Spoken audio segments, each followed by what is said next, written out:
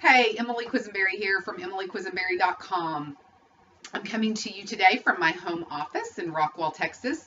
And I'm curious if you've ever had a presentation with a prospect and you've gotten to the end and this prospect starts throwing up all these objections that you had no idea that they had.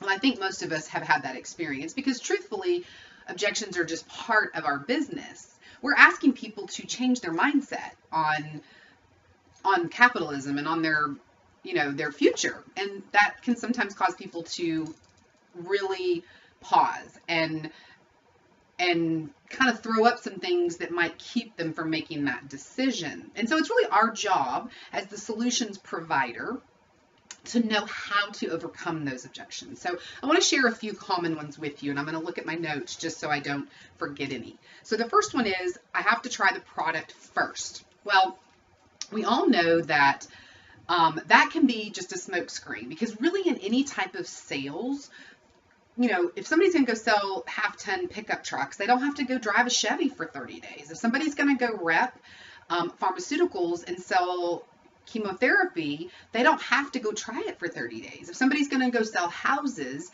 they don't have to go live in that house to understand the benefits and the features of that home. It's kind of the same thing. And so we would just really need to point out to people that they're going to get the product, they're going to have experience with it, but they need to trust us and do their due diligence in addition to that. I don't know what product line you have, but we can all direct our prospects to how they can learn and have confidence in the product even before they put it in their body. Number 2 objection is, I need to talk to my spouse. Well, okay, that's a pretty legitimate one for most of us. I mean, at least in my home, we do make decisions together. But what we as the leader has to do is we need to very quickly set up a time for us to talk. Like, if we can do it that day, that's going to be ideal, because the prospect is not equipped to share the information. We need to, as the third party, let them look at that third-party tool, whether it's a video or a sizzle call or whatever that the prospect listened to or watched, and then we need to have that time to follow up and share the information with them. Now, the couple can make their own decision, obviously, and they'll need to probably talk about that, but at least the spouse will have the correct information.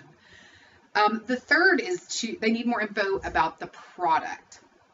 And again, that's another way of people a lot of times saying, I don't have the money together right now. And so a great way to overcome that is just to show them how they can recoup their money. We obviously are in a business where there's an investment to start, or at least I hope there is in yours, because that puts skin in the game. And it gets people on the product line, using it and experiencing it. So that we can show them how they can quickly recoup their money by plugging into our system that is already set up. Number 4, don't have the time. Well, that may be an objection that they share with you. Well, you know what? Number 1, busy people know how to get a lot done, I have found. I always point that out. Number 2, we're not talking about a full-time job here. We're talking about a part-time business that can be done in the nooks and crannies of your life. And if someone will commit to that, then they can have the opportunity to see, is this something they want to continue to participate in to potentially replace their income or to create some type of freedom in their life. So that's really a great way to overcome that, is to remind them this is part-time, 10 hours a week, spread out over that entire time.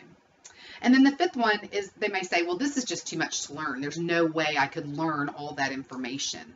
And that's when we need to reassure them and tell them, you know what, you don't need to learn all the information. It's actually detrimental to become an expert in our product or our business right out of the gate. You're going to learn by osmosis in your first year through participating in 3-way calls with your upline, through the trainings and teachings and all those types of things that your team offers to get new people started and to help them on their journey. So I hope these have been helpful to you, these solutions to some of these objections. And I will tell you too, a huge key and something that has really helped me with dealing with objections is, if you will take these solutions that we've talked about today and pepper them through your narrative and presentation when you're talking to your prospect, you're going to find that you're going to have a much easier time at the end when it's time to make a decision, because those objections will already have been addressed in your presentation. So I really encourage you, take these suggestions, look at your own personal presentation and narrative that you share when you're talking to a prospect, and add these in there so that you're addressing them head on.